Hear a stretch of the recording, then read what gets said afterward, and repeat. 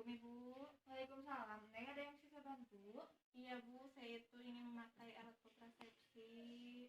Sebelumnya pernah menggunakan KB apa, Neng? Belum pernah. Belum pernah ya. Di sini saya akan menjelaskan dulu KB yang 3 bulan ya, Neng. Neng boleh baca di sini ya. Nah, di sini ada satu suntikan setiap 3 bulan ini. Nah, KB yang 3 bulan ini termasuk mengandung hormon progestin, tapi tidak estrogen, Neng. Nah, di sini biasakan ibu kembali tepat waktu. Jadi Neng jangan sampai terlambat untuk KB kembali. Nah, bagaimana Neng bisa pulang kembali dengan tepat waktu? Ya bisa. Bagaimana cara mengingatnya? Saya dengan kartu KB. Iya, ada kartunya, Neng. Jadi Neng bisa lihat dari kartunya. Datangnya harus tanggal berapa, Neng harus tepat, jangan sampai telat, apalagi Neng sudah melakukan hubungan seksual malamnya ya. Nah, KB ini itu sangat efektif ya selama klien atau selama Neng menggunakan KB ini tepat waktu kembalinya. Nah, di sini juga mudah berhenti, Neng, tapi perlu waktu untuk dapat hamil kembali. Jadi enggak langsung Neng bisa hamil kembali. Setelah berhenti umumnya perlu waktu sekitar 4 bulan untuk bisa hamil kembali dibandingkan metode lain, Neng. Apakah Neng bisa mengerti? Ya. Nah, di sini juga si KB yang 3 bulan ini aman bagi hampir semua ibu ya. Bekerja dengan menghentikan ovulasi, lihat tambahan 6 sampai 7 hari. Nah, tanyakan kekhawatiran dan rumor ibu. Nah, Neng, setelah Neng berhenti dari KB ini, Neng nggak bisa langsung hamil ya. Di sini juga ada jangka atau ada jaraknya sekitar 4 bulan untuk Neng hamil kembali.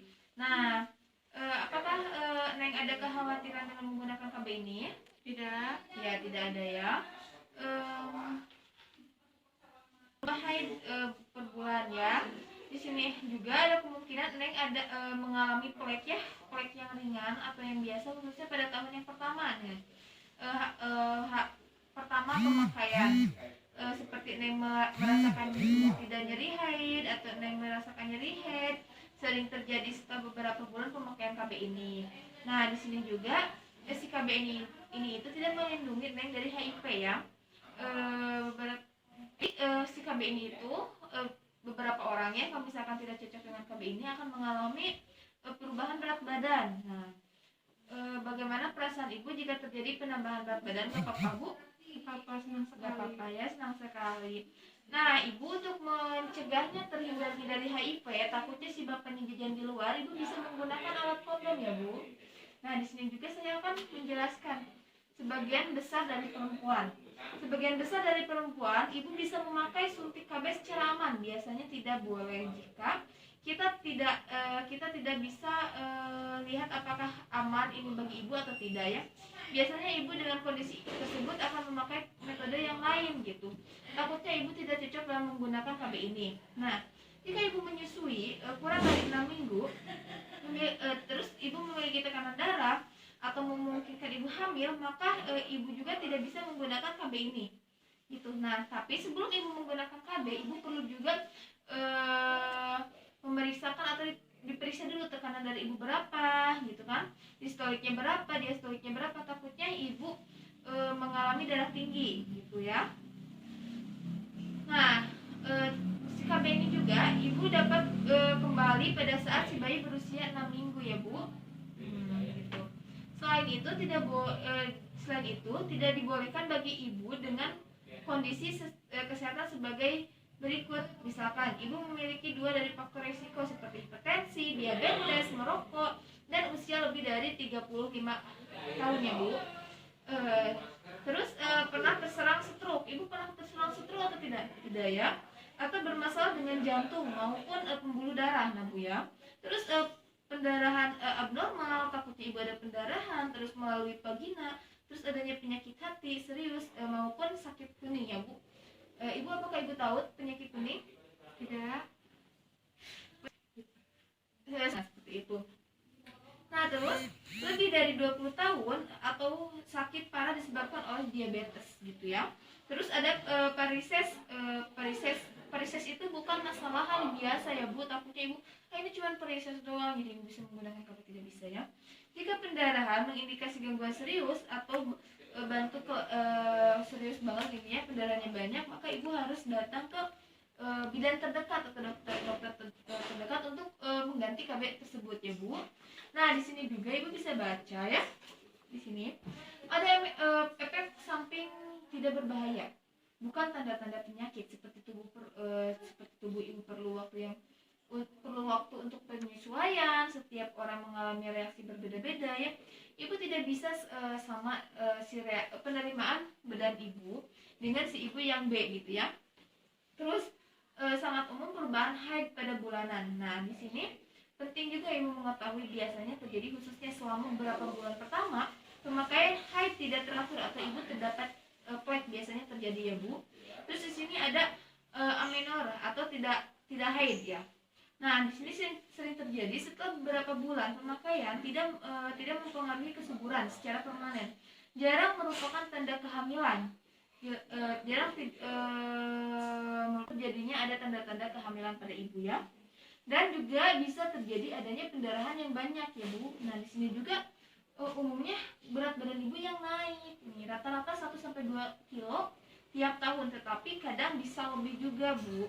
Nah, di sini juga pola makan ibu harus diatur. Ibu bisa mungkin ibu melakukan diet ya. Bisa membantu mengontrol kenaikan berat badan dari efek samping KB. Nah, di sini tidak umum juga ibu terjadi keluhan lain seperti adanya ketika tidak enak. Nah, dari efek samping ini ibu juga bisa menggunakan atau minum obat paracetamol atau ibuprofen ya. Untuk sakit kepala, takutnya dari hormon ini ada timbul efek sakit kepala ya. Ibu bisa menggunakan obat tersebut. Nah, seperti sakit kepala ringan, nyeri payudara, suasana hati berubah-ubah, ada mual, rambut ibu juga rontok, gairah seks juga kemungkinan ibu akan menurun. Terus ada juga jerawatan ya, seperti itu. Jika ibu mengalami efek samping ini, ibu bisa datang ke dekat ya Bu. Apakah ibu bisa mengerti? Ya. Nah, ibu juga bisa menggantikan metode KB ini. Jika takutnya ibu kemungkinan tidak cocok menggunakan KB ini, ibu juga bisa mengganti KB yang 1 bulan ada ya Bu. Dan juga bisa menggunakan pil KB ya. Ada juga IUD dan lain-lain gitu Ibu ya. Nah, di sini kapan nih ibu bisa mulai menggunakan KB? Nah, ini kan sama saya udah jelasin ya Bu. Apakah ibu kapan bisa menggunakan KB? Sekarang juga boleh. Oke ya. Nah, ibu kan melahirkan udah berapa hari Bu? 6 minggu yang lalu. 6 minggu ya. Nah, di sini setelah melahirkan 6 minggu, jika kurang dari 6 minggu,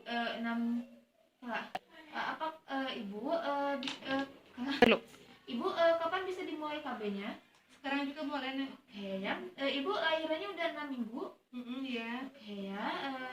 Nah, kalau jika lebih dari 6 minggu dan kurang dari 6 bulan, serta ibu menyusuinya penuh dan masih belum haid, kemungkinan ibu bisa mendapatkan suntik kapan saja ya, sekarang juga bisa.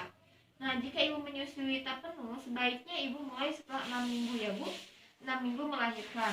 Menunggu lebih lama terjadinya risiko hamil kembali. Nah, selama melahirkan dan jika ibu tidak menyusui, bisa mulai setelah melahirkan.